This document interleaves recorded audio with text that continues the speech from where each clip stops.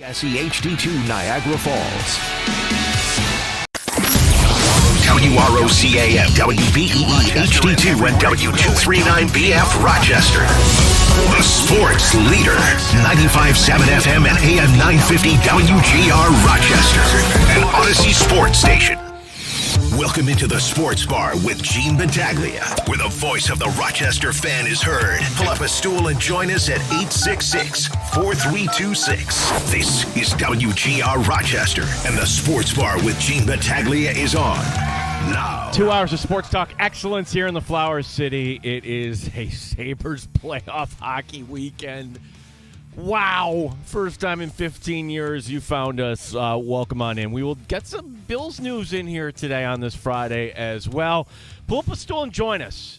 585-866-4326. We are on YouTube and Twitch. If you're watching there, you can leave a comment.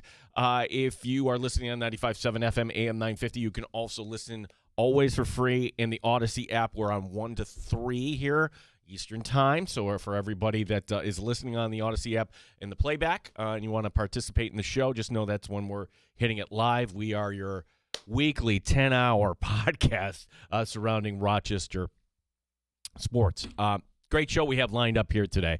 As coming up in the 2 o'clock hour, Don Stevens, voice of the Amherst. This is his final regular season home game tonight. As they're taking on Cleveland. 1 point somewhere this weekend. And as Don asked the question today, or might have been just kind of a comment to Mike Leone in Leone's Friday presser, might as well get it tonight. Yeah, you might as well get it tonight. And just to correct something that Duffer had just mentioned, that game is not a sellout tonight. It's close. It's close. So I just texted over to the Amherst. So it is not yet a sellout here for the Amherst tonight, but it's going to be close. So Amherst against Cleveland, 10,500 they have sold at last check. We will talk also some Sabres hockey, of course. Matthew Fairburn from The Athletic will join us. The return of Fairburn Friday here on WGR Rochester. If you're going way, way back, Matthew, when he was in the days with the Buffalo Bills on the beat, would always kind of join us on a Friday. Well, it kind of fits today as he's on the Sabre beat for The Athletic. Matthew Fairburn will join us here at the bottom of this hour. Again, our number, 866-4326. That is the Good Smoke Barbecue and Pub Wingman line. Award-winning barbecue from Good Smoke Barbecue and Pub, 135 West Commercial Street, East Rochester. GoodSmokeBarbecue.com. The table is set. Terrible Take Timmy will have his terrible take today. He is wearing his softball gear, his radio clothes, if you will, here today. Almost softball season. Ready for it. It's always softball season for you. You would play True. in snow. Dan DeLorean is also in the background. I actually want to start with some Bills stuff here. And, yes, the article about McDermott in the New York Times today, we'll get to that. Yesterday after the show, after I got out of work, I got an invite, and it was from a good friend of the show, Michael F. Florio, NFL Network. So Michael F. Florio, fantasy expert, but if you listen to the show, he is a member of Bills Mafia. Loves the Bills, grew up as a Bills man, which is kind of odd because he's from Queens, right? And you would think, hey, he's a Met fan, normally Mets, Jets, that's the alliances. No. He realized at a young age, no, I want to be a Bills fan, and got into this business and is crushing it. And now is on NFL Network dispensing fantasy advice, and we're great to have a relationship with Michael F. Florio. He had never been to Western New York, to Buffalo, much less Rochester. So he texted me earlier this week, says, hey, I'm going to be in town for this event with Stevie Johnson. Would you like to come? I'm just like, sure. So this event last night was going to start at 5:30. I'm like, you know what? I'm going to be there a little before 5:30 so I can say hello and kind of, well, if you were driving the thruway yesterday, I mean, my gosh, it was one of those, you're putting your four-ways on there and you're driving 40 because honestly I can't see in front of me. And then you get to Transit Road and it's just it's just a stop. I'm like, all right. So anyways, I wasn't really late for the event. Got there in plenty of time. And they were doing Stevie Johnson and Michael F. Florio, the Sick Podcast. And where this was We have a few of these places here in the Flower City, private cigar club. So when I arrived, they asked me, "Hey, looking at me like, are you a member?" I'm like, no. Michael Florio invited me. Oh, okay. They waved me through. So it was a private event, cigar club event, where you can like drink and smoke cigars, and they did their podcast. And Stevie Johnson has a lot to say. Now, this is not telling tales out of school because this was also up on their podcast last night. But when you get it from a studio audience and you get kind of the vibe and the follow-up questions, it's makes for good content. Hopefully we can kind of do that at some point here. I'm sure Terrible Time Timmy would love to get out of this studio at one point. That would be fun, That would be fun, yeah. We're working on it, and if anybody has a local business and says, hey, we got an idea for you, by all means, call me.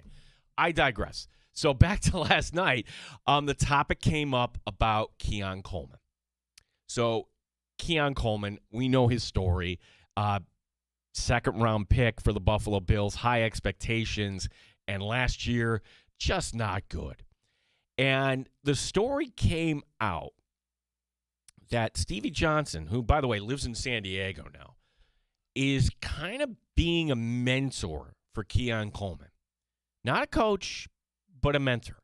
And for Stevie, he loves this role. Like, Stevie Johnson is somebody that performed at a high level in this league. And this is me saying this, right?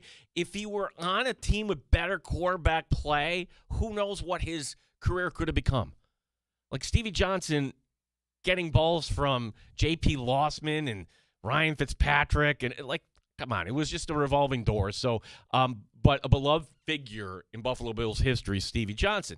So Stevie Johnson, who wants to remain connected to the Bills fan base, this is why he does his podcast, people reached out to him and said, hey, you know what? It'd be great if you can connect. And he credited the Bills fan base because somehow the two of them connected. And they've been kind of talking. And so what, to me, it feels like rolling up the sleeves. What really happened with Keon Coleman last year?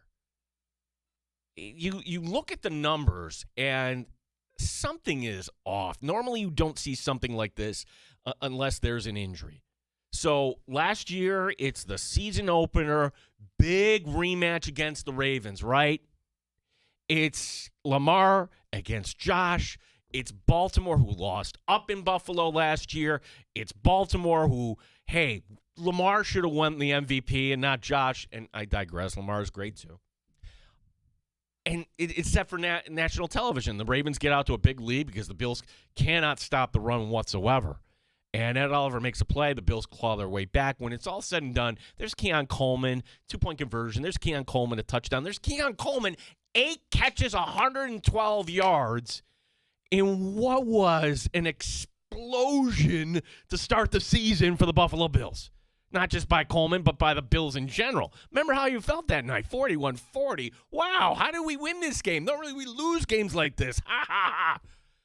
And you could say maybe that was just Jair Alexander. Jair Alexander didn't belong on the field for Baltimore. He's on the field. He's an NFL player. And that's where the expectation is set. Keon Coleman, 8 catches, 112 yards. Chances are you're a Bills fan. Ha, I'm glad I drafted him in fantasy.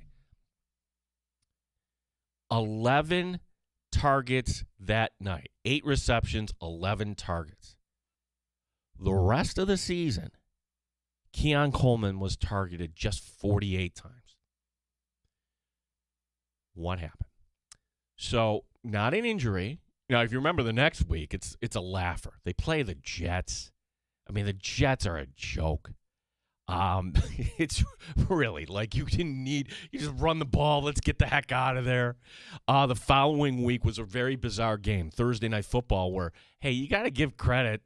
I can't believe I'm saying Mike McDaniel, we go back and look at last season, came in, and the Bills had just 3 possessions in the first half, and they were tied late in that game. So the Dolphins did a fantastic job at ball control. That's how you keep Josh Allen off the field. Almost worked until Tua threw a stupid interception right on cue.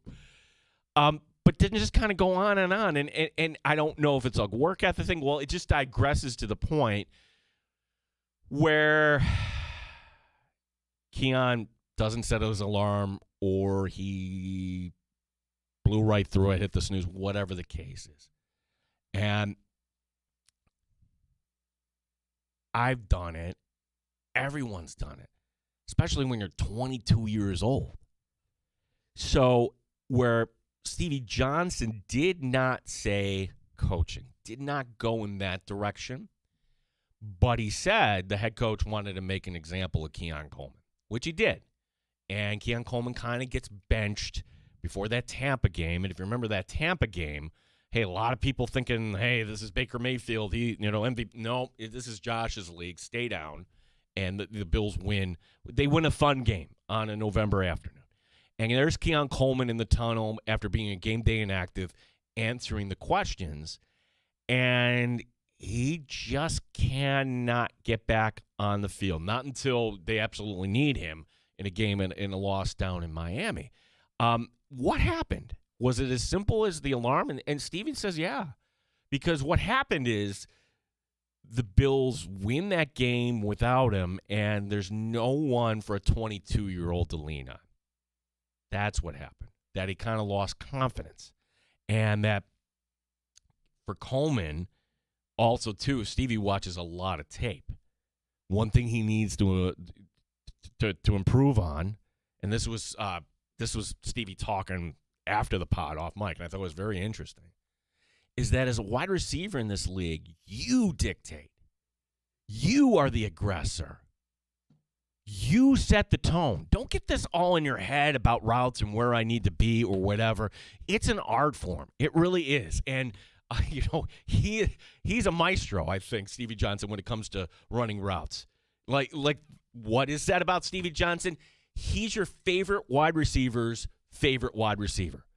Stevie Johnson had high praise there from who was one of the top corners of his era, Richard Sherman. Richard Sherman said that was the longest day he ever had in that league. And Richard Sherman also said that Stevie Johnson was somebody that, if there's a Revis Island, well, on Revis Island, owning a home there is none other than Stevie Johnson. So it's I don't know where this is going to go, but I'm willing to give Coleman another crack, see if this can get done. And this was something that Michael F. Florio brought up, the idea that Pete Carmichael, we don't talk about Pete Carmichael all that much because this is Joe Brady's offense, but Pete Carmichael was down in New Orleans as the offensive coordinator. And if you think back to those, the Drew Brees era when he was doing that, what was the bread and butter there? It was Michael Thomas.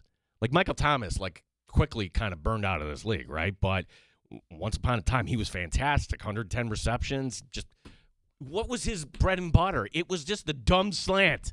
You can't stop it. 8 to 10 yards, bam, first down. Thank you. That was it. That should be Coleman. So can they work that in here? So if we get to the end of draft weekend and the Buffalo Bills really don't do anything other than a mid-round pick, say a 4th round or a 5th round for wide receiver, that would stun me, honestly. You need more competition at that. I don't think just kind of including Keon Coleman in any potential pick swap, that does you nothing. Give him kind of a look. And there is a comp here. There's a comp in Bills history. What is that, Bills fans? If you are a long-time Bills fan, an old Bills fan like me, the comp to me is Eric Moulds. Eric Moulds, year number 1 with Jim Kelly. It's a game in Kansas City. And instead of stepping out of bounds, he stays inbounds. And he gets tackled inside the 20, and the Bills end up losing the game. You knucklehead, what are you doing? And year number 2, not so great. And then year number 3, that was the first year Flutie made. You come back to training camp, what the heck? Eric Moulds, where have you been doing? He's big, muscular, and all of a sudden he was just tearing it up. So Coleman, to me, is a fascinating character to kind of watch as we're eventually going to turn the page here to mini camp and to training camp. Now, the other Bills story today is courtesy of the New York Times, where they caught up with Sean McDermott. Okay, so Sean McDermott, surprisingly to many, including myself, got fired. But now that you look back, you could see how it all kind of happened. And the first clue to me, like there was a really, really big storm on the horizon after that loss was to Denver, was everybody in the locker room. I was in the locker room when they lost to the Bengals and the Chiefs, and I didn't see any tears. It's quiet. It's not fun. But to hear Josh Allen, to hear Deion Dawkins, it was a different vibe. And to me, and nobody's saying this directly, but you got the sense, I think. And something can also be said, too, that something had to change. And there's a whole contingent out there that said, should have just changed everything, and I'll listen to that. Bean should have gone along with McDermott, and you start anew. But here we are. Sean McDermott seems like he's doing well. Now, none of this addresses anything for Buffalo. And probably reason number one, if you've ever had some sort of severance agreement, okay, part of that severance agreement is you are not going to talk about your former employer in any such way. So the conversation didn't go to Josh or any dirt about Buffalo. You don't have to wait years and years on that. Sean McDermott is not in Western New York anymore. He is now living outside of Charlotte. And good for him. And here's why. And again, talking last night with Michael Florio and Stevie Johnson, and Michael Florio is in Los Angeles. Like, if you're a Rams player, you're in Los Angeles, go out to dinner. You don't have to do any. Like, if you're McVay, there's Sean McVay, whatever. Like, here it's much different. You could be the 53rd guy on the team. Who was the 53rd guy on the team last year? Wisnowski, the punter. Hey, it doesn't happen anywhere else other than here. And for Sean McDermott, I could imagine just kind of being in that environment. Let me change my mindset. So we shouldn't be upset that he moved out of the area. We shouldn't. He said great things about this area, and someday he will be welcome back. Someday his name should be, whatever the new stadium, how it looks, his name should be on that wall of fame. Seriously. He did a fantastic job for this team. Now, with all that being said, will he get another head coaching job? Well, McDermott is doing the I'm Learning tour. That was kind of the gist of this in the New York Times, and it is behind a firewall. But it's if you subscribe, I think it's worth your time. He's talking to the head coach of the Oklahoma City Thunder, just trying to learn from him. He's watching tape. And kind of the thing is, hey, the NFL is always changing, and I'm always learning, and the margins are small. That was kind of the big quote to me. He's saying he's essentially ready. And McDermott will make himself visible coming up. That also, the article hints that, okay, it's draft time, and you may see, I don't know, let's pick a show. If we're going to do a draft, where does Sean McDermott pop up? It's going to be something friendly. NFL Network, Wilbon and Kornheiser, something like that, where Sean McDermott will be on next week. So get ready for that. Sean McDermott, not the Buffalo Bills coach, but he's going to comment on the draft. He's going to comment on the Raiders. Like, okay, they want Mendoza. How do you develop a quarterback? And I think that's great. I think Sean McDermott is a good man. And he's a good football coach. And I'm the lone voice here in Western New York, or I feel like I'm one of the few, that says, no, he's going to not be hired this go-around. I just think there's too many things you would have to explain. Number one, you have one of the top 3 quarterbacks of this generation, and you've yet to reach a Super Bowl. Okay, the interview process, too. Okay, game management. Tell me about 13 seconds. What happened there? There are so many things if you really dug into the McDermott era. Okay, he'd be good for building team culture. I listen to that. Sure, absolutely. If you're a team like Arizona, if they move on from their coach, or pick a woebegone team. Say Cleveland, although they just changed their coach. Say the Jets. Okay, he interviews with the Jets. Tell me about the 9/11 quote. How'll that go over there? So I hope Sean McDermott gets another job as a head coach in this league. I'm just not sure. Oh, and also, too, when you have a new quarterback, you really want to kind of have the offensive-minded coach, because offensive coordinators kind of come and go, but at least you kind of have that basis. I'm kind of debating here too. Like, if the Bills kind of bottom out, does that make McDermott look better? I don't know. And honestly, where we are here on April 17th, I think we got a long way to go to say, all right, what direction is this Bills team headed next year? There's a lot of excitement, new coach, a lot of excitement with a new stadium, a lot of excitement when the Bills will say, here's our first pick. And notice I didn't say first round. Maybe they trade out. But then when the games start playing and there's adversity and how the league kind of goes, how will Joe Brady kind of navigate this? How in line are Brady and Allen? I mean, there's going to be how much will there be growing pains here with the Jim Leonard defense? I'm going to say yeah, probably. Bite your calls at 866-4326. We will have Matthew Fairburn from The Athletic coming your way next. My name is Gene Battaglia, WGR Rochester.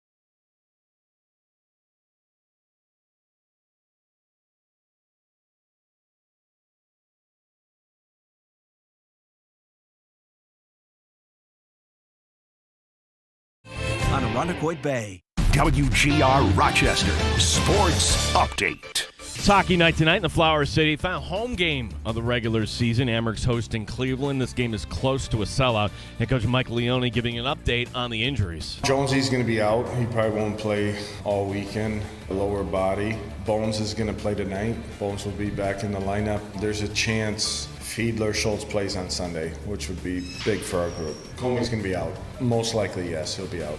Don Stevens, Andrew Mossbrooks with a call tonight. Don will join us next hour.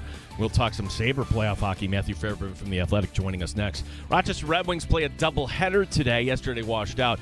Bison's the opponent, 4:05 for first pitch in Game 1. Former Angels outfielder Garrett Anderson has died. Anderson was 53.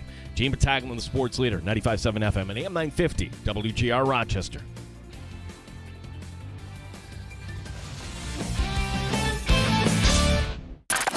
Raising the bar on Rochester Sports Talk. You're in the Sports Bar with Gene Battaglia on the Sports Leader. 95.7 FM and AM 950 WGR Rochester.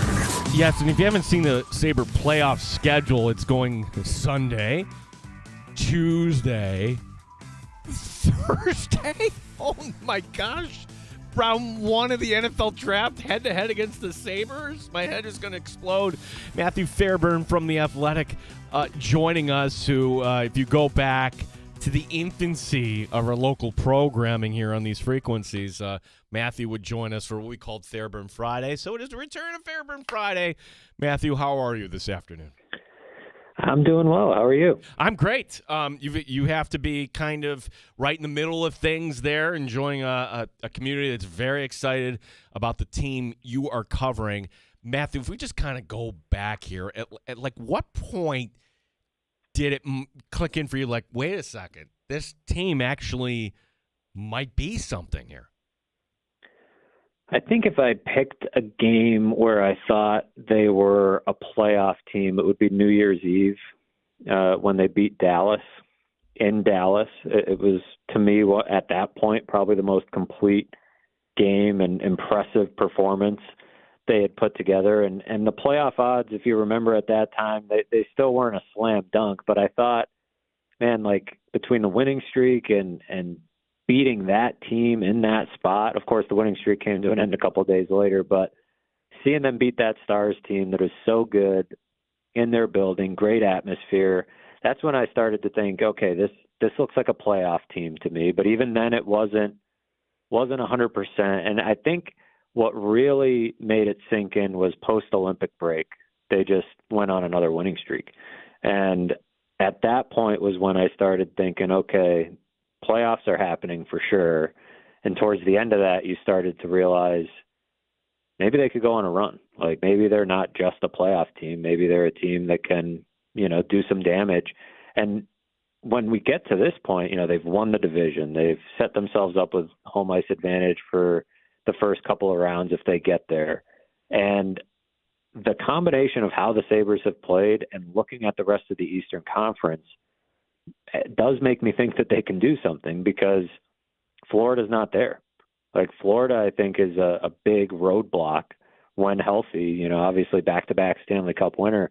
The fact that they're not there makes it feel wide open. I know Carolina has been there year in and year out. Tampa's been here plenty of times before. I'd say Carolina is the bigger challenge for the Sabres, and they won't have to see them until the Eastern Conference Finals. So it's no guarantee, but it does feel like they're live. And I didn't expect, when I was thinking about this build and when they would eventually get here, you'd think that you'd have to get in, get some experience, maybe go deeper the next year. But it feels like this opportunity that's in front of them is a really good one. A couple things for me. I don't know if you want to comment on it.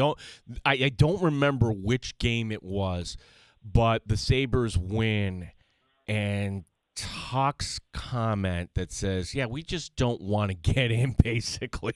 We want to get in and we're going to do something. Okay, that was something. There was another game, too, up in Toronto in January where the Sabres just dropped a hammer on the Leafs. And in that game, Dahlin has a hat trick. He's doing everything. Like, this was the Sabres on full display in the Mecca of hockey in Toronto. And I remember listening to the post game, Matthew, and you were probably there, where you could hear the Toronto and the national media like, okay, let's warm Rasmus up and let's try to, they're dangling the bait. Let's get him to talk about his personal issues. And he didn't do it. He pivoted every time to talk to the teammate about his teammates, everything. I'm like, wow, this guy is dialed in. This team is dialed in. And at that point, I'm like, okay, I don't know how far this team is going to get, but I know this feels a lot different here this year. Yeah, that game in Toronto was January 27th, and it was 2 nights later that Alex Tuck made those comments about we're not just trying to get in, we're trying to win the Stanley Cup. And that night that he said that, I remember thinking, I'm not sure I've heard the word Stanley Cup mentioned by a player or a coach here in my 4 years covering the team. Like, it was almost like they were tiptoeing around, like they were in a different league, right? Everybody else is trying to win the Stanley Cup, and the Sabres are just trying to become competitive again. And that was definitely a bar-raising moment, like where you could sense the confidence in the room. And I think that week, that game against Toronto was pretty significant from the standpoint of Dahlin. I mean, Dahlin has been such a key this season for this team, as he always is. But given everything he went through in the summer and early in the season, taking a personal leave to be with his fiance while she was recovering from the heart transplant, the player he was when he came back, is a pretty big difference from the one that started the season by his own admission. And I think, him getting that chance to go back and come back with a clearer head really helped. And that game against Toronto was his first career hat trick. He had 5 points that night, and you just thought, man, this guy's feeling it. And if he's feeling it, then that's good news for the Sabres. And then Tuck makes those comments. That was in the middle of a 5-game winning streak. They lose a couple going into the Olympic break, but they come out of the Olympic break with an 8-game winning streak. And at that point, you're like, all right, this team's gonna have a shot at the division. But that Toronto night was basically the point in the season where Toronto was cooked. I remember that night talking to some colleagues in Toronto where they're like, if they lose this game, like, this is kind of it.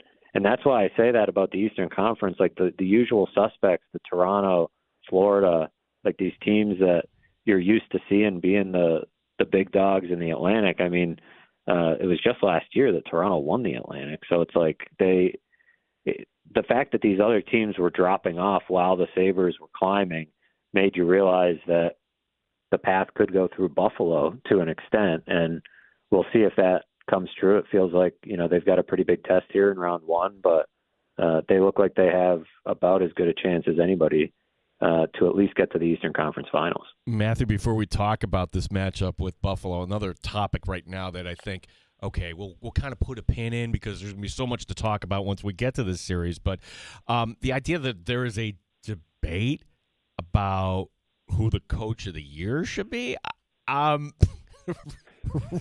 really? I think, great, bias here, everything. Maybe I'm not the person to really comment on this, but why would this award not go to Lindy Ruff, the coach of the year? Yeah, I think Lindy Ruff should be the front runner for sure. I think if there's a case for somebody else, it's Dan Muse in Pittsburgh. But the betting odds will actually tell you that John Cooper and Jared Bednar are the next 2 closest to Lindy Ruff in the betting odds. And I don't see the case for Cooper beyond the fact that he hasn't won before, and that's not really relevant to this season. I mean, I think the Lightning have arguably the best goalie on the planet. They have a Hart Trophy candidate in Nikita Kucherov, and they've got a deep, experienced, and really talented lineup that I think that's a much different coaching job than what Lindy Ruff has done.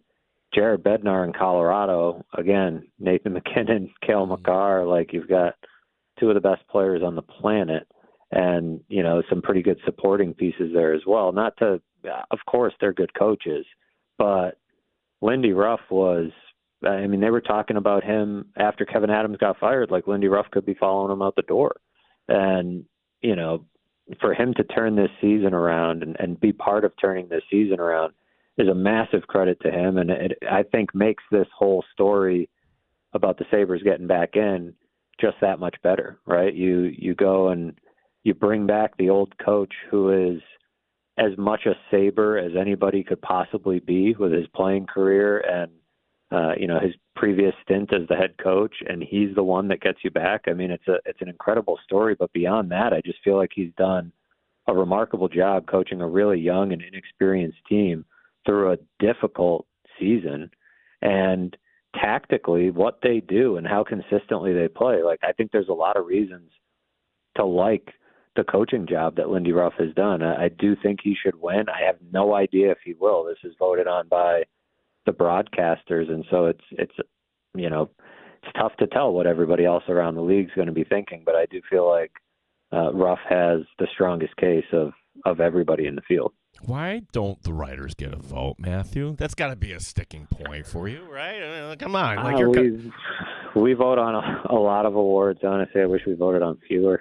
I'm very much I'm in the minority on that, but it's like we get tossed the voting this week. It's due at 5:00, and there's all sorts of stuff to dig into and vote for. It is weird that some of them, like some of the random ones, go to the broadcasters. Like, we don't vote on the Vezina either, I don't believe.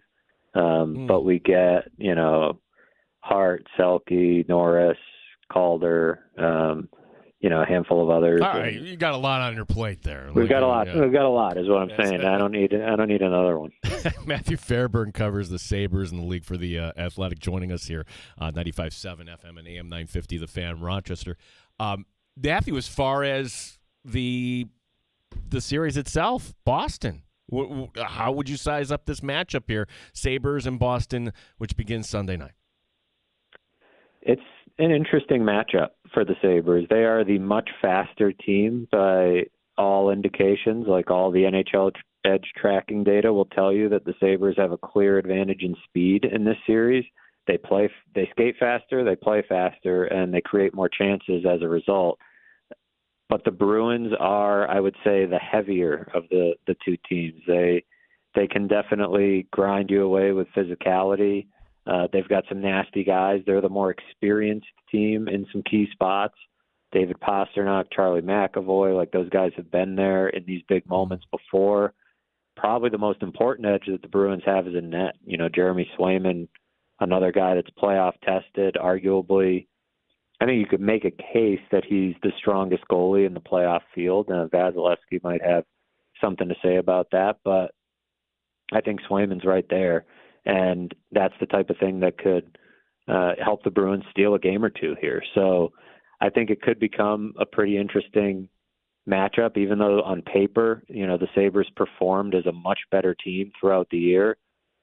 The Bruins are the type of team that's built to play the rough style that playoff hockey often brings. But I think the Sabres can play that game. The Sabres have shown enough that they're not going to get pushed around, right? They've had a couple of instances this year where I think that's been abundantly clear, but they should still recognize where their advantage is. And it's skating, it's speed, and, the transition game that can really hurt a team like the Bruins that just isn't, the fastest skating team in the league. So to me, you don't want to stray too far from your identity, even though the game in the playoffs is going to change. And I think if the Sabres are able to do that and settle into the series early, then the experience issue shouldn't matter. But if they fall behind, that's where they're going to be tested in terms of, being that inexperienced team and having guys that haven't been there before. But helps to start at home for sure. You're going to have a good atmosphere on Sunday night here in Buffalo, and that's definitely preferable to going into Boston and playing in another building that is going to be incredibly difficult to play in, especially come playoff time. Yeah, I think fans have kind of forgotten, for good reason, what this is all going to be about and how it is kind of edge of your seat sports viewing. Personnel-wise here for the Sabres, Matthew, Lindy Ruff's got a decision here with Noah Ostlund. Number one, do you put him back in the lineup? Number two, where? I mean, because I don't think of him as a fourth liner.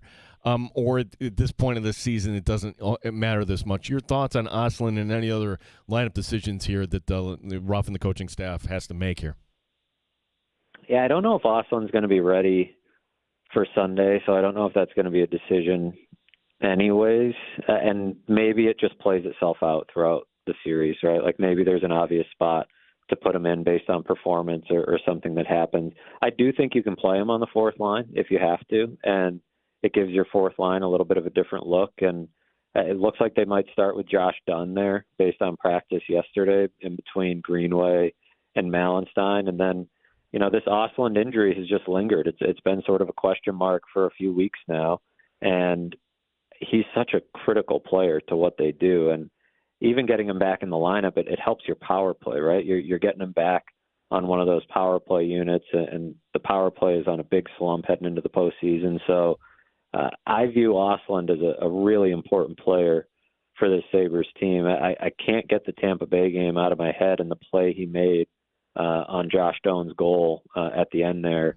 The hit he took, the way he drove the net, he's made for the postseason. And I know people look at him and they see a small player, they see a rookie, they see a guy that's not really physical, but he competes on the puck and he's not afraid to go where he needs to go to make a play. So I like to think that maybe they've just been being extra cautious with him, the end of the regular season to make sure he's right for the playoffs. But it is going to be tricky to figure out where you put him in because Benson, Norris, and Doan have been really good together, and that's been, Ostlund's line up until this point. And Krebs has been working pretty well on that top line with Thompson and Tuck. So we'll see what happens, if he can get healthy and what the Sabres look like, in the first few games until he does. Yeah, all these decisions, and I would assume, you tell me, because we take great pride in the Amber captain being up there, Zach Metza.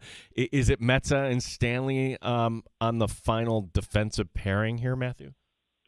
I think it's going to be Timmins and Stanley. That's who was skating together yesterday, and I think Metza could get in.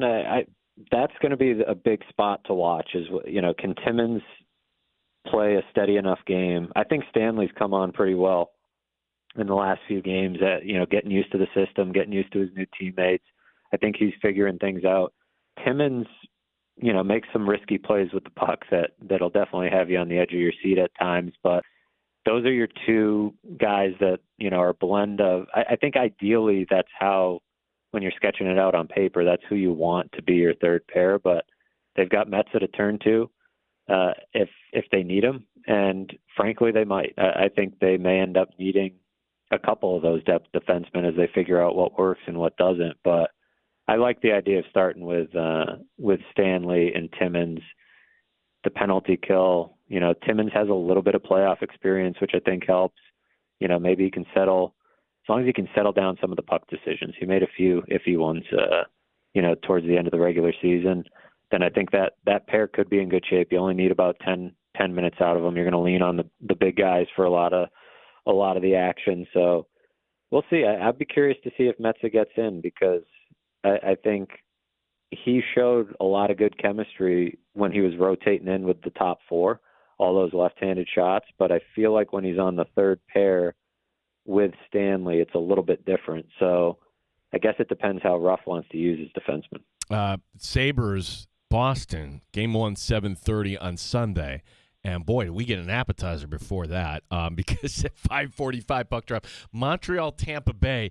Matthew, do you have any thoughts on this series that if the Sabres get past Boston, it certainly doesn't get any easier. Montreal, Tampa Bay, who would you rather face?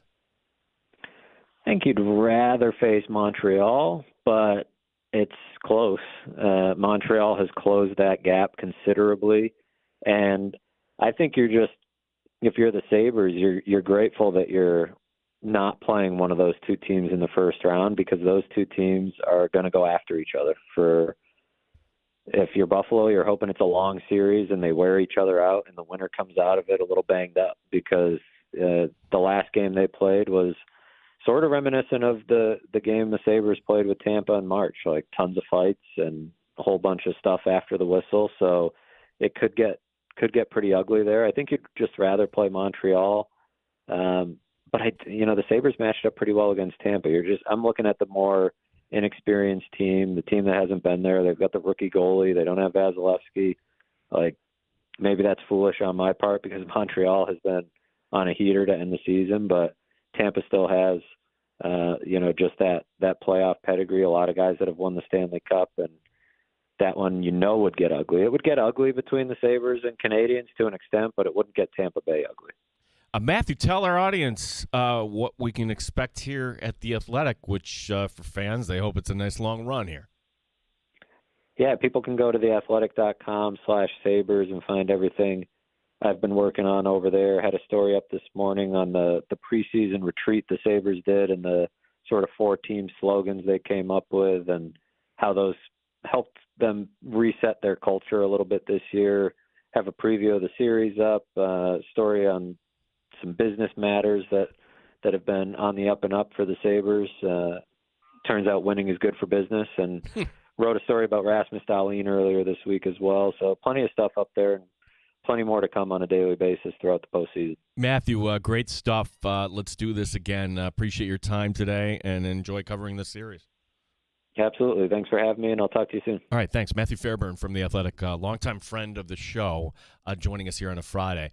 Are people excited? Well, let me put it in this context. So, secondary ticket market right now, on the low end. Now, I'm not just going with the game one openers. I'm going with everything in this league.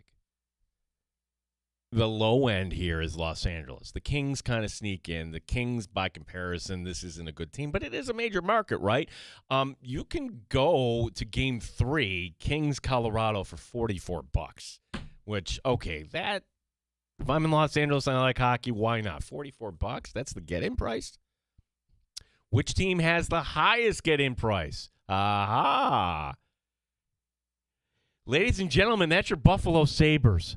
$422 tomorrow night. The cheapest ticket. You really have to know somebody. So hopefully you won the lottery, and maybe but nobody's flipping their tickets now. Nope. And maybe you're talking about the business end here, and this is a topic for a sleepy July afternoon. But could we really can't put an end to the Leaf fan takeover. But if season tickets kind of go up and people are more invested in the Sabre team, I don't know, can we at least get it back to 50-50? Yeah, this is a start of something good. I don't know. It would surprise me if this season resulted in a cup. Why? Because it's so damn difficult. This is the sport where the best team always doesn't win. You have to not just do it in one series. You got to do it in 4. More often than not, like how many times do we get to a champion? Oh, that's not a worthy champion. No, like it takes a lot here. So for the Sabres, I would just say this. You got to beat Boston. I think that's the minimum expectation. Win a playoff series. And then if they lose, say, in 7 to Tampa Bay or Montreal, I'm not upset. I'm going on record with that. But you got to beat Boston. We got a lot planned for you here, including, hey, a little more closer to home, the Amerks tonight. Just 1 point. That's it. Close to a sellout as they're taking on Cleveland, the voice of the Amerks. Don Stevens will be joining us here in hour number 2.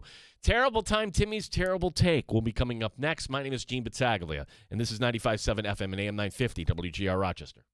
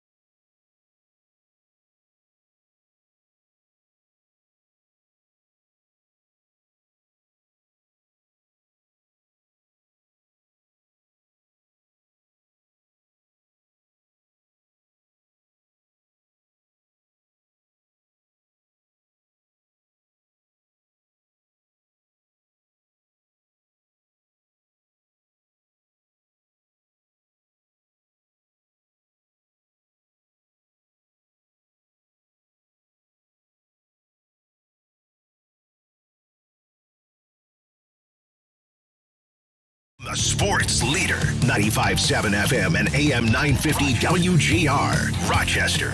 So the Houston Texans have just handed Will Anderson a ton of money. 3 years, $150 million extension, $134 million guaranteed, the NFL's highest paid non-quarterback ever, and that's for now. That'll certainly be topped.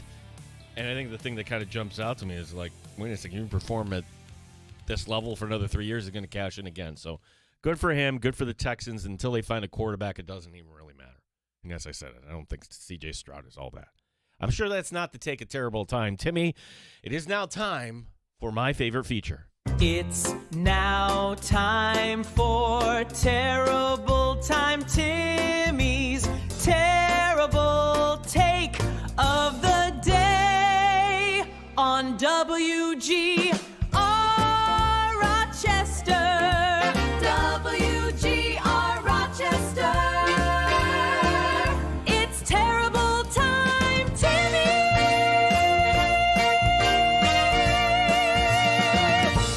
Play the hits. I'm sure you saw this last night as a jersey connoisseur. The Ravens announced a third uniform. And it's cool, but I think it should remain a concept. If you want to wear jerseys and sell jerseys, I get it. I know that it's to sell merchandise. But you don't need to wear that on the field. You don't need to have that silly-looking red-eyed raven on your helmet.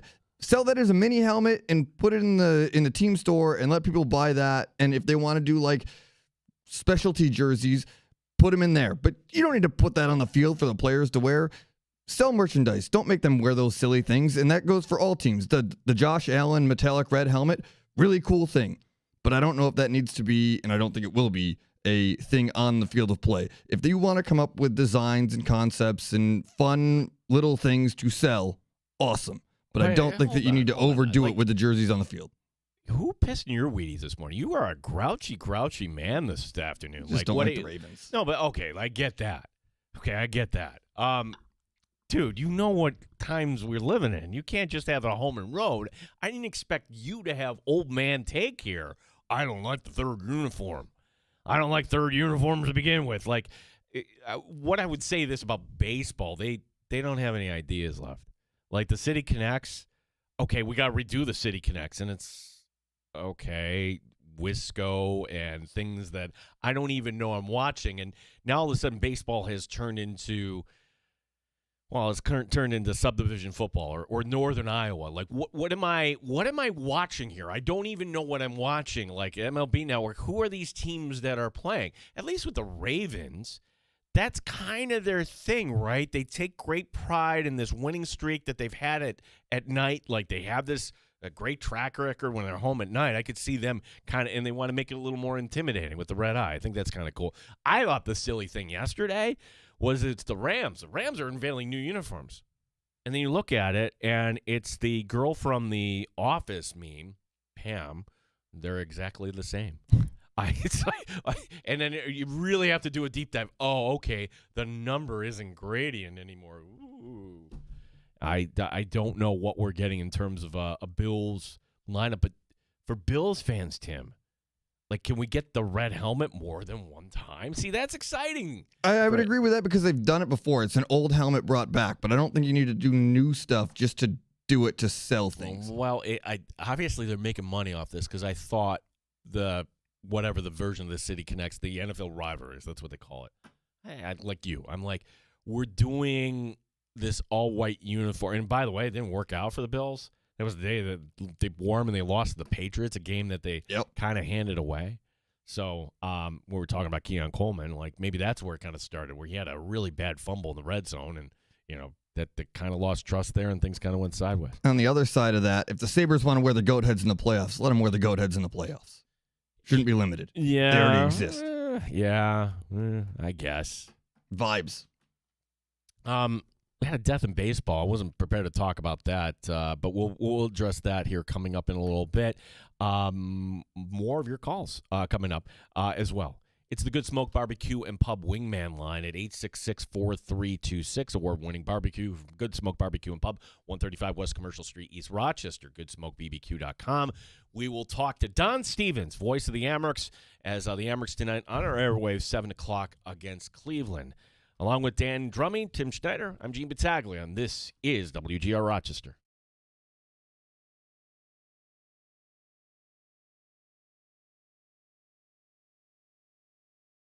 WGR Rochester. Hey, it's Gene for Window Nation, and spring is here. It's a great time to open up your windows, and wait, your windows won't open easily. They leak when it rains. They have cracked glass, or they need repainting. Again, getting top quality custom fit windows from Window Nation is easy and affordable. Right now, during the More You Buy, the More You Save sale, you can save up to 50% off all your windows. Plus, you can get them with 0 interest for 5 years. During uncertain times, one of the best investments you can make is in your home. In fact, experts report that windows easily slide open and close. They're made with top quality seals so they won't leak when it's rainy or windy. And unlike other windows, they're maintenance free. They're so good, Window Nation stands behind them with a lifetime warranty, and they're rated A+ by the Better Business Bureau. Don't wait to put an end to your window problems. Save big with Window Nation's The More You Buy, The More You Save sale going on now. Sale ends soon, so visit windownation.com now for a consultation.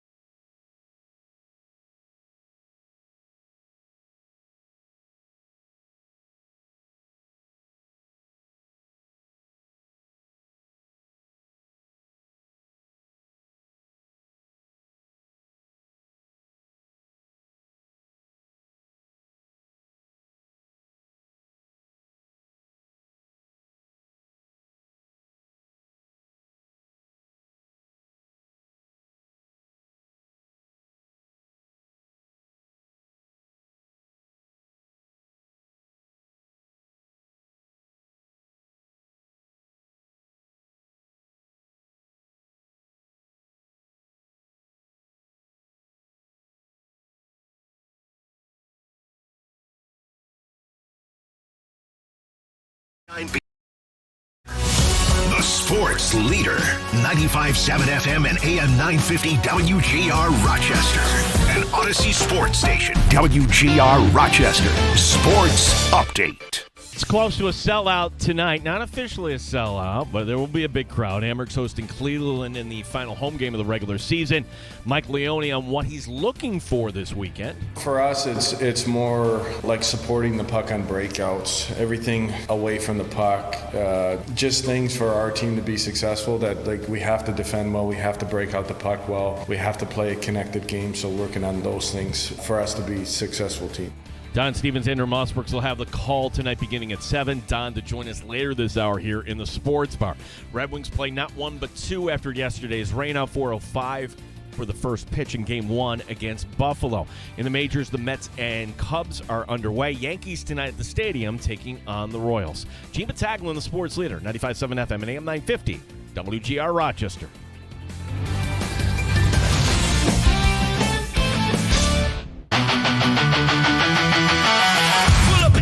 Stay for a while, you're in the sports bar on WGR. Grab a drink, hang your coke, and sports talk. Live from Western New York. It's a master show. 9 times better than your typical host. 9 times. Gina Tim FX much hotter than most. No one cares when you're out. Sabres, Bills, Americans, Red Wings, and Nighthawks. Sports bar. For Rochester Sports Talk. Hi, stepping toward the weekend. You found us. Pull up a stool and join us. Hour number 2 here on Rochester Sports Leader. Gene Battaglia with you. Tim Schneider, our fine producer. The Dandalorian chopping up all the sound. If you missed Matthew Fairburn, you can go back and listen on demand wherever you get your fine audio. We do have the voice of the Rochester Americans, Don Stevens, and it's crazy to think that the first game that Don called for this team, they go on to win the Calder Cup in 1987.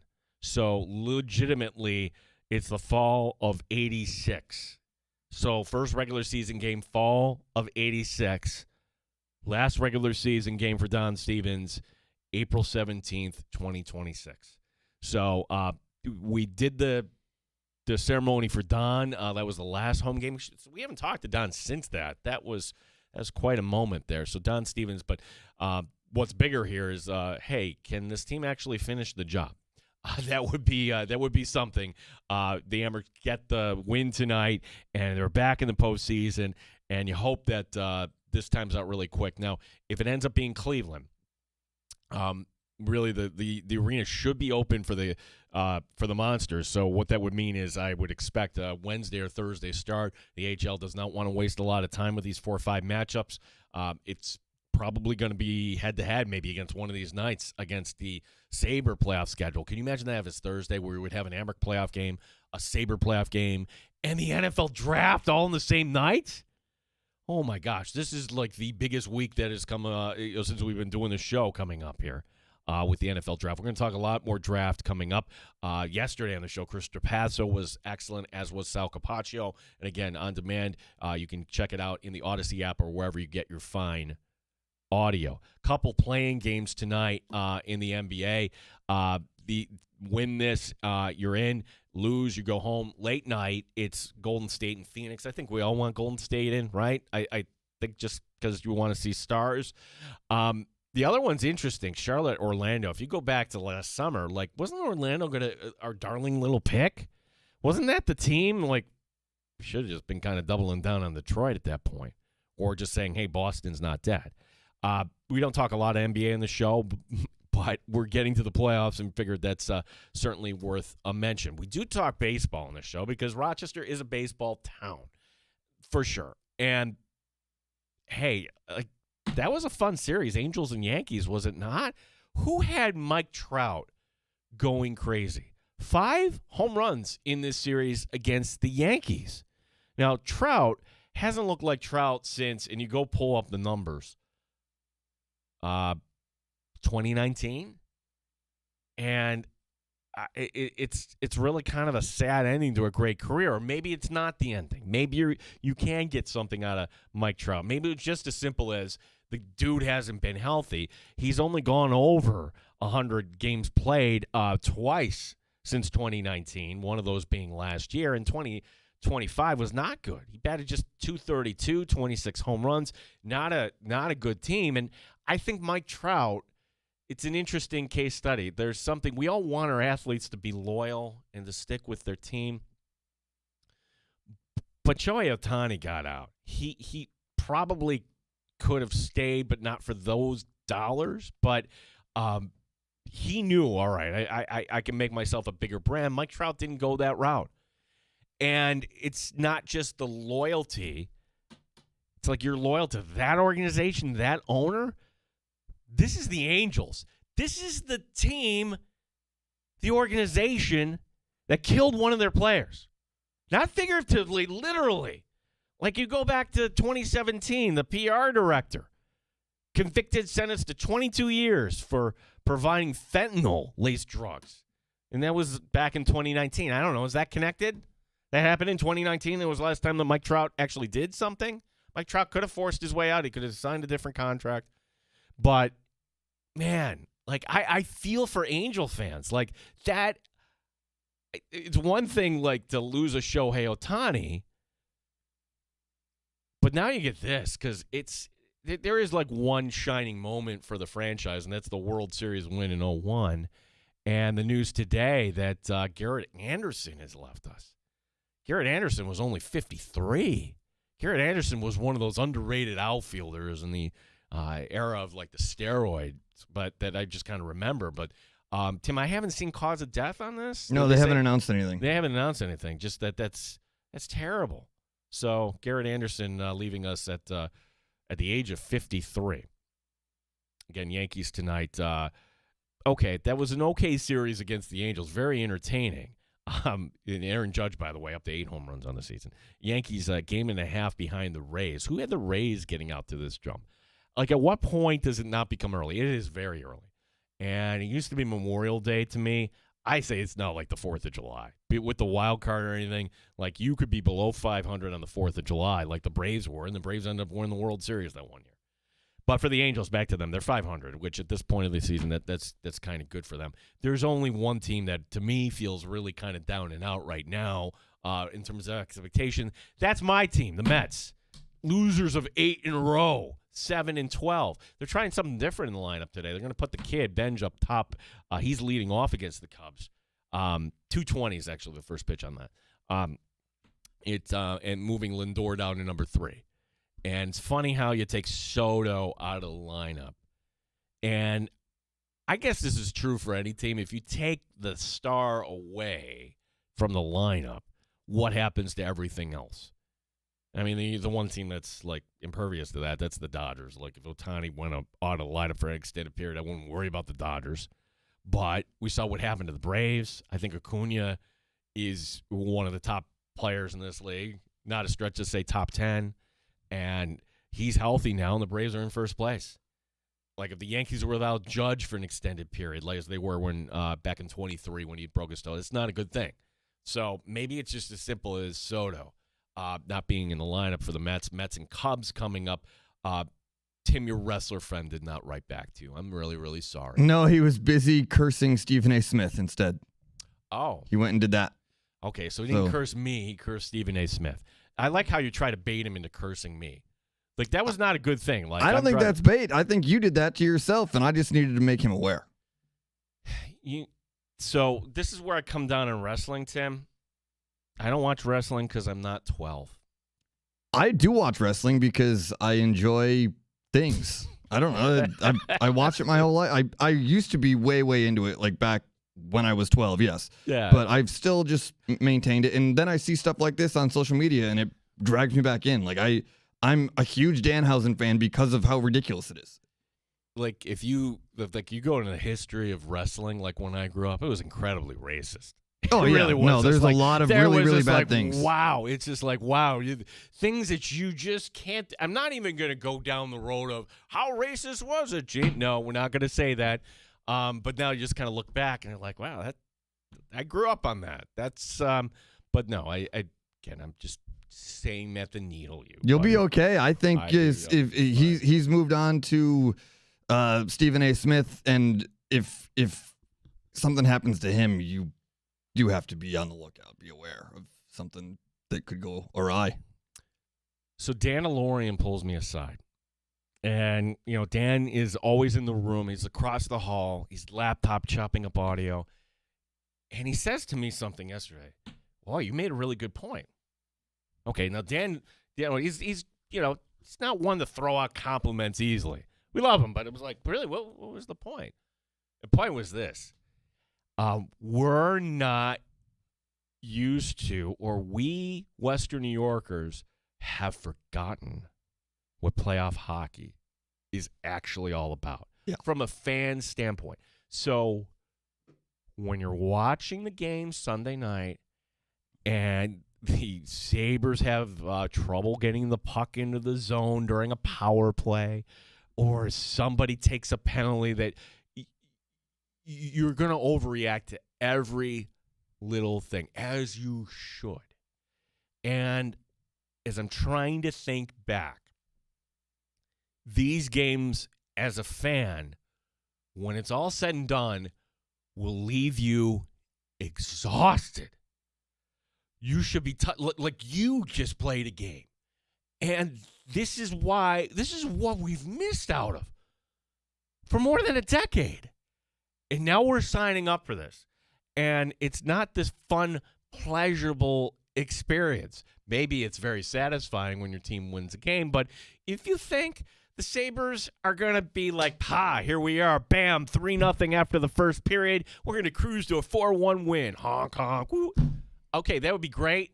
That's not the way this kind of works. And another thing, too, is that the game is called way differently. So just kind of get ready for the physicality in this. But my word of caution to everybody, and I'm telling this to myself too, is you're going to have to just kind of buckle up. If you think the Sabres in 4 or 5, I got news for you. That would be awesome. I'm going to say it right now. I'll take the Sabres in 7. I don't think Boston is just going to roll over. I think Boston is going to try to do what Tampa did and just try to assert themselves physically in this series. And this will work against the Sabres too, where Matthew Fairburn joined us and like, hey, how great is that going to be to plug in and go? And I would say that's fantastic. But if you're down here or there, will this crowd get a little antsy? I forget which game it was, forgive me. But there was a game not too long ago, this is pre-Olympic break, where the Sabres were, they were up by like a 5-1, 4-1 score, and there were a few goals given up late. And all of a sudden, the extra attackers on the ice, and if this were the Sabres from the drought era, oh my gosh, you're sweating like we're going to lose this game. But the crowd was different that night. The crowd was like, okay, you know what? We can close this one out. We can bring this one home. And they were behind the Sabres. And the Sabres ended up winning that game.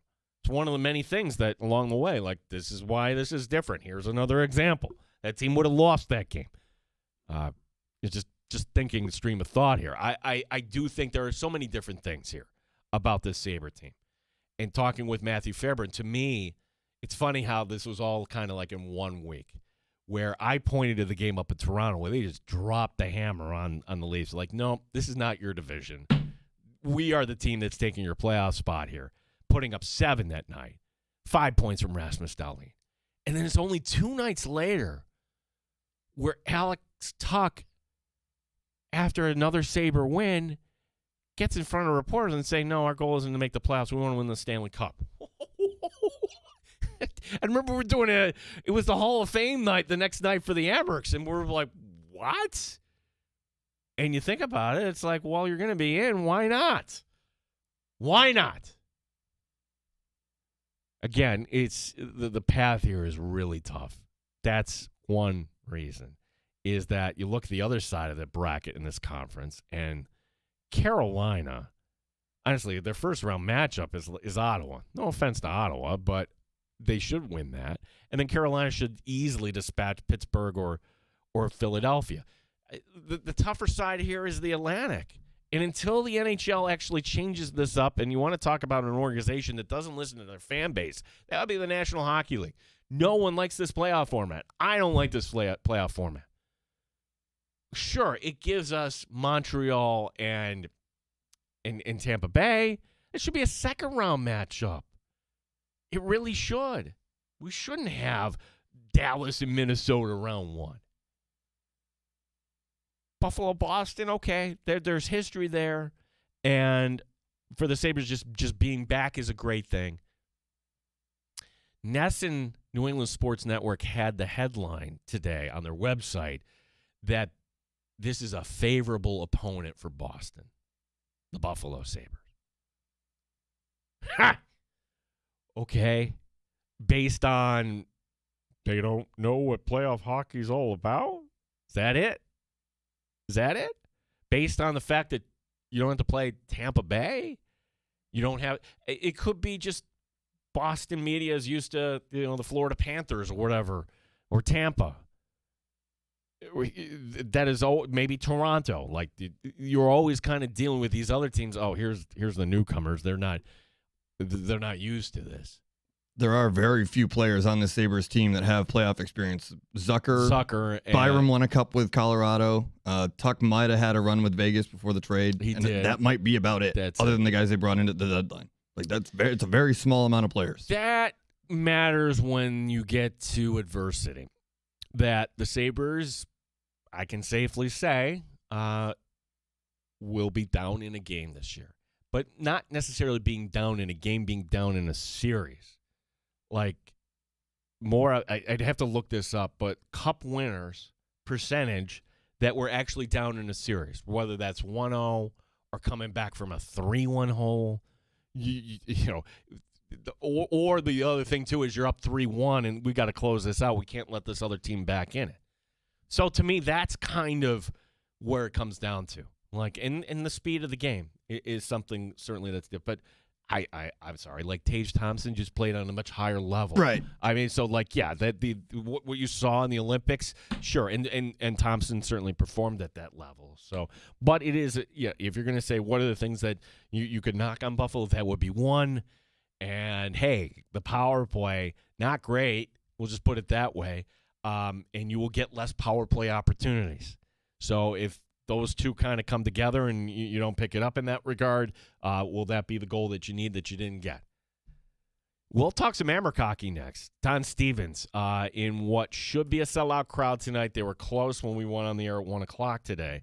He'll join us coming up next. Last call is also for you at 866-4326. My name is Gene Battaglia here on WGR Rochester.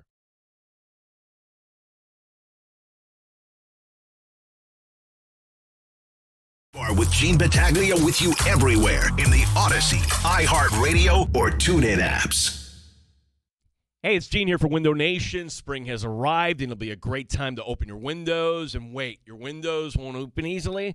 They leak when it rains. They have cracked glass, or they need repainting again. Well, getting top-quality custom-fit windows from Window Nation is easy and affordable. And right now, during the More You Buy, the More You Save sale, you could save up to 50% off all your windows. Plus, you could get them with zero interest for 5 years.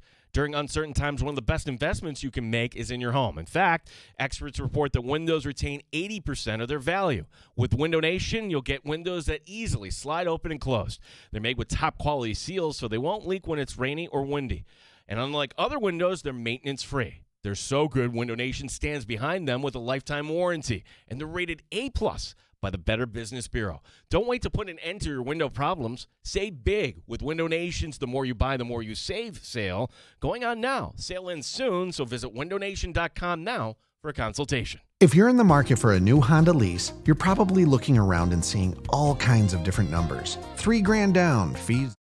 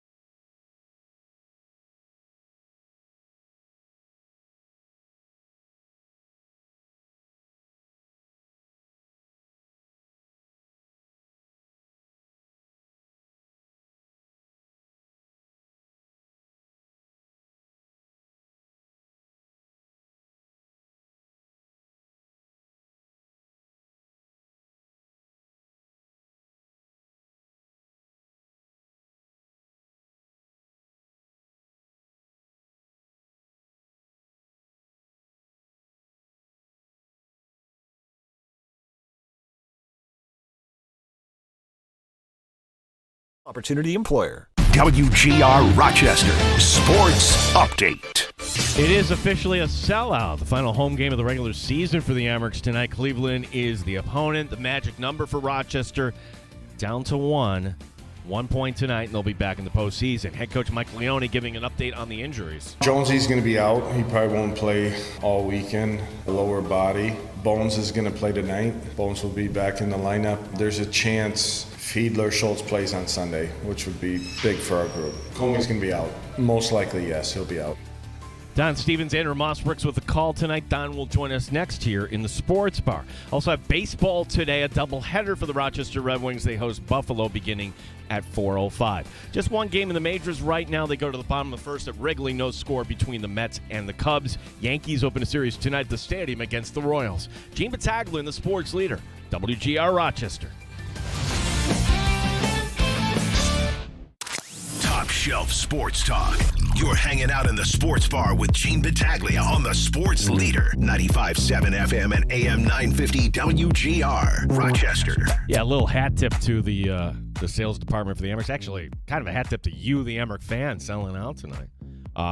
If you're out of luck in terms of that, you can listen, of course, Don Stevens, Andrew Mossbrooks right here on WGR Rochester. And Don, thanks for your time today. And before we talk about tonight and what's ahead here potentially, if we go back to the last home game, because we haven't talked since then, what was that like for you personally to get that standing ovation from the Amerks crowd as you were honored before that win over Providence? Don, how are you this afternoon? It was pretty much all a blur. It was just so many things going on. They had me running from here to there and up to the suites and then down to the Hall of Fame area to sign autographs and then back and forth. But what a night, what a reception, and the videos and the testimonials and all that is just incredible. Yeah, and gosh, then the team backs you up there, Don. Like that wasn't a bad team. That was the team that legitimately finished with the best record in league history here. Yeah, no, that was a great game. The way it finished up, winning it in overtime, and then special beyond special, they just kept adding on things. They called me into the locker room and they gave me the game puck, and it was just one thing after another. Yeah, and then I saw on social media this week you were honored by the Monroe County Legislature. Don, what was that all about? That was Tuesday night, I think. They read a proclamation and talking about how great Don Stevens is, and then I got up and I said a few stupid words, and that was it. Well, Don, yeah, it's I don't want this ride to end. Certainly for the Amerks as well. As you kind of asked Coach today, I think you said it you need 1 point. Don, why not get it tonight here? You don't want to go any longer, and you have to. Utica is. They've come on so strong in the second half of the season. They've only lost 2 games in their last 10. And where Rochester, we've only won 3 games in our last 12 or something like that, whatever it is. So things are going the wrong direction for us. So we just got to somehow sneak out a point, or Utica to lose 1 point for us to lock up a playoff spot. Don, a difficult question to answer, but when you look at this Amerks team and you see all these ECHL players or players that started out there, and you look at all the injuries and you look at what's up in Buffalo right now, how are they doing it? You mean in Rochester or Buffalo or what? Or in Rochester, like how, granted, like no points last weekend, but just to be in this position here with kind of like the B team, if you will, in terms of personnel for this Amerks team. It's purely a case of determination. This team, I'm so proud of these guys. They don't quit. They never quit. They just bust their tails, the whole game long, even though they're maybe outmanned and that. Plus, we've got a pretty good goaltending crew and also a pretty good defense. Maybe one of the better defenses in the league. The problem being lack of scoring at this point. We've got so many of the kind of player that is a great forechecker, just like I say, no quit in them at all. But we right now we really only have one finisher, and that's Hellenius. He's the scorer, I guess, for us. And whereas before we had Roseanne and some others, some other scoring tools. So I don't think it's not so much a problem defense. It's the lack of scoring right now that is hurting us. Don Stevens, I have the call tonight with Andrew Mossbrooks, 7:05. How nice is that to have a sellout crowd here tonight, Don, in the final regular season game? Yeah, that's very nice. The awards night also, they'll start at 7 o'clock, and then other things going on, and then get into the game, hopefully come through, and then post game, I think from what I understand, there's going to be some other things going on post game, even though we have to get on the bus and head out of town right after the game too. So it's going to be a very busy weekend. Yeah, and before we get to what's after this, about tonight, Don, is this we've had all these kind of mile markers along the road here, so to speak, for you this year. This is another one. This is your final regular season home game, and it would be disastrous if this ended up being the last one. I don't think that'll be the case, but what does that mean to you tonight, walking into the arena one last time in a regular season game here, calling the game for the Amerks tonight? Well, you know what? I really haven't had time to think about what it means to me, because there's so much pressure on to come up with that additional point and to make the playoffs. That's where the focus has to be at this point. So all of these things about what it means to me here and there and that is all going to, I think, come down after it's over. Then I'll have time to sit back and reflect on it. Well, tonight this is not a pushover. In fact, there's a chance that this might, if the Amerks do get into the postseason, this is a team that the Amerks could be facing. The Cleveland Monsters right now 79 points, Toronto at 78. Cleveland doesn't want to play in the 4-5 matchup, so this is not an easy opponent the Amerks are going to be facing here tonight. No, and I was just going through their lineup. They have the A team in there. They've got all their top players. They're not resting anybody.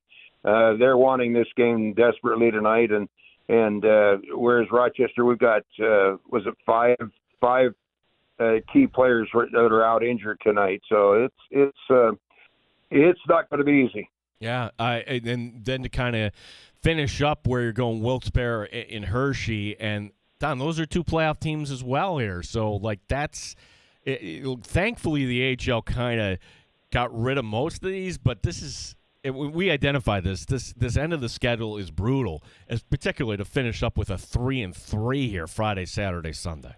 You know, there's only two teams in the league that are playing that still have 3 games to play: Rochester and Milwaukee. That's it. Everybody else is down to 2 games. So yeah, it's a tough schedule and works out well, right? When the scheduling is when you're trying to get your players healthy and rested for the playoffs, yeah, you're playing 3-3, and you're finishing with a long road trip in the end too. Yeah, is the Amerks, and I'd have to look this up. The last time, if the Amerks do get to the postseason, Don, we might have an instance where the Amerks and the Sabres play a playoff game on the same date. Don, you're a hockey fan. You're in this organization. Your thoughts on what we're kind of witnessing now in Buffalo, where it's going to be kind of a big party there coming up Sunday night when the Sabres take on the Bruins here in Game 1. Yeah, it's so exciting. Unfortunately, I'm going to be on the bus coming back from Hershey, so we're not going to be able to see the game, but so excited for what's going on there. And you know, when you come down to it, whether the Amerks make the playoffs or not, what's gone on in Buffalo means that we're doing our job here in Rochester. This is what the team is for, is to build the franchise, and certainly it's working, and great job by the coaches here, Coach Leone and everybody, getting these players ready for Buffalo, and I think that certainly has played a huge part in their success. Yeah, and look, after tonight, after this weekend, Don, you'll never have to do another 3 games in 3-day stretch ever again. Hey, that's right. Good point. Good point. you can go home Sunday and get a nice sleep there after that bus ride from, I don't know, how far is Hershey, Harrisburg? 5 hours, is it? 4.5? Yeah, 5:15, 5.5, yeah. Tell everybody about tonight. So you have the ceremony going on tonight, Don, and being a sellout crowd, we probably want to advise people to get down there and Just a little ahead of schedule, knowing there's going to be more people than normal tonight at the arena. Or maybe a lot ahead of schedule. Yeah, for sure. Because it's just announced just a few minutes ago, like you said, it's a sellout, and so that generally means that the cars are going to be lined up trying to get in the parking lots and everything out here. So, yeah, I'd say be here plenty early if you want to see again the ceremonies that are going on, including the awards ceremonies and somebody wearing a number 40 jersey dropping the puck, the ceremonial puck drop, and so. Are you building an extra rec room for all the gifts you received here, Don? No, a house. A house, yeah. Yeah. That's for sure. And who knows? They might. This isn't over yet. You've got 2 more stops along the way here, Don, this weekend. Yeah. Well, I guess there will be something there too. That's why I have to make the trip. So, but anyway, it's so much appreciated. It's just mind-boggling, and it's just beyond belief, the reception and all of the accolades and that I've received. But I appreciate it so much. This is unbelievable. Yeah, well, you are Rochester through and through. Don Stevens, our guest here. Don, have a great call tonight. And like you said, hopefully the team gets the 1 point at least, if not 2, and then it takes a little pressure off here for Saturday, Sunday. Don, appreciate the time, and good luck tonight. Yeah, just make sure Timmy's awake and ready to go. All right. He's in a grouchy mood today, Don. I don't know what it is, right? but yeah. We'll be okay. We got plenty of hours. A lot of time left. All right. Better be careful then when I'm talking to him, right? Thanks, Don. Thanks, guys. All right, that's Don Stevens. And, yes, you don't hear him during the broadcast, but, Tim, you're the guy making sure we're on the air. I am, yeah. So. It's Don's last home game, Don's last regular season weekend, so we'll have the ship sailing here the right way. Yeah, and Don's right. Like, I never thought we would get to a time where we would have sellout Amherst games again in our town. Oh, minor league sports are dead. Minor league sports are there was a long time after the refurbishing of the arena, and this is post the last Calder Cup win, where what were the things that sold out the arena? You had the Orange when Bonaventure came in 2003, Tim. Mm-hmm. Sidebar. Did you see the New York Times today? I did they, not. Oh, they did a little expose on Woj. Good. Yeah. What did we learn? I'll have to check that out. I'll get to that in a second. So, it's there was a time where for so many years this arena didn't sell out for Amherst games, and now, okay, playoffs certainly, special events like tonight, yes. So another sellout tonight for the Amherst, which is going to be 11,000-ish. The attendance will be announced 7:00 tonight. The long and the short of it is New York Times sends a reporter to Olean, and there is a massive disconnect between the locals and Woj. There certainly is, yes. Yeah, and that's not good. And it's a lesson for anybody, like, who's going to float in and look at me. I'm like, really? You're not one? Just because you're an alum. Now, Tim, we felt that here in Rochester. As kind of like, hey, we're a market that's hungry for Division I basketball. You used to bring this to us, and you don't anymore. And if you don't want to come on our show, fine. I'm not that's your choice. Right.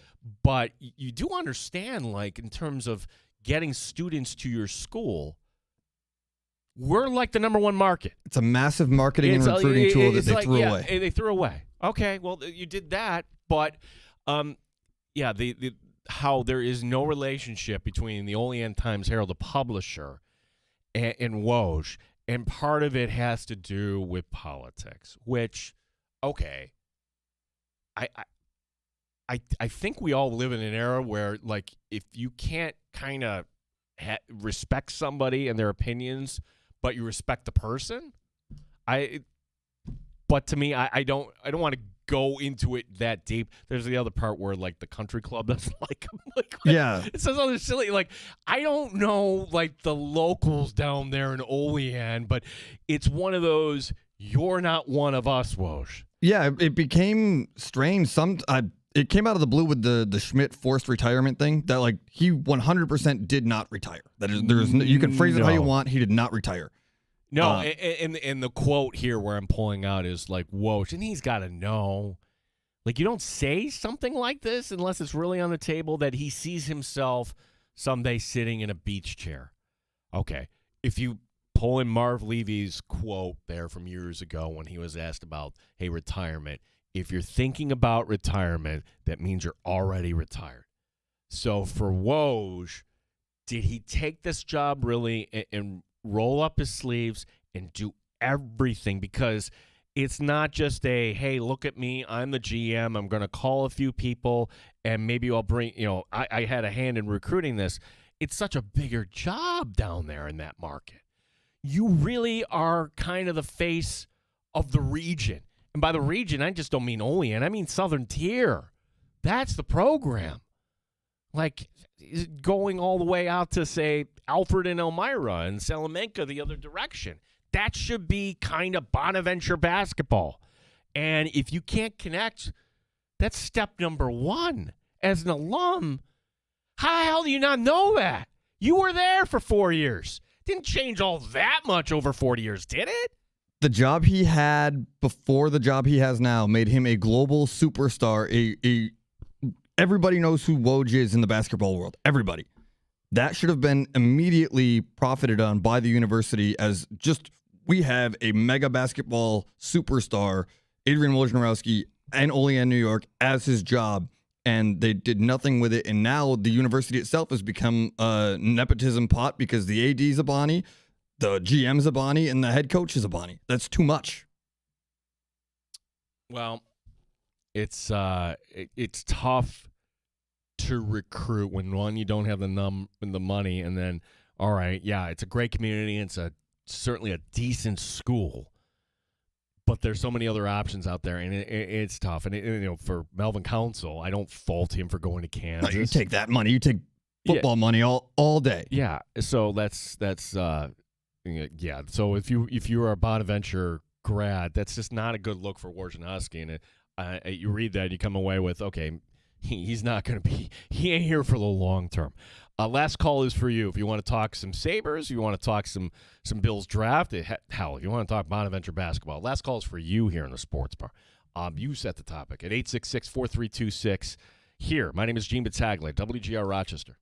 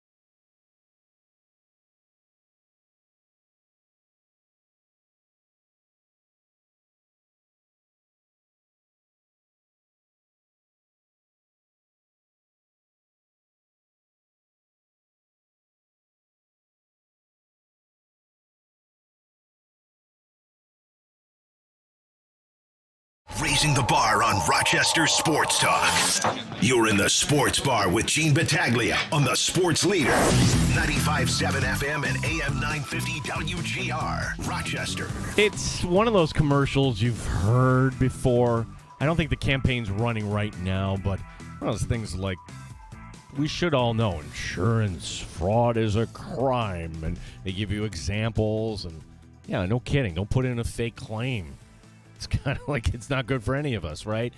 Apparently, that message didn't get through to Alshon Jeffrey. Remember Alshon Jeffrey? He's not in the league, hasn't been for a few years. Actually, I had to look it up. It's like, whoa, 5 years ago he played for the Eagles, part of that 2017 Super Bowl team, and well, apparently, this according to TMZ, Jeffrey now, who is 36, was arrested today. This for insurance fraud and failing to disclose insurance benefits or payment.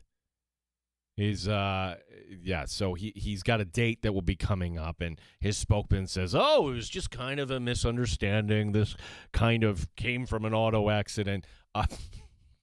Okay, sure. You really don't think they could figure that out? Problem for Jeffrey is under California law, insurance fraud is a felony there, up to 5 years in prison or a fine. Now, that would be the maximum, but that's something that certainly we'll keep an eye on. 866-4326 is our phone number. One thing we're keeping an eye on draft night, like, we're all kind of anticipating the Bills trading down. I think a couple years ago when they traded down, it was Kansas City. Everybody was just agitated. We all came back Friday just in a pissy mood. This year I'm saying, hey, this seems like option number one. And seems like if there's a team that doesn't have a first-round pick that, well, they do, but they won't be taking it that high, but they're going to want to get back in, that would be Arizona.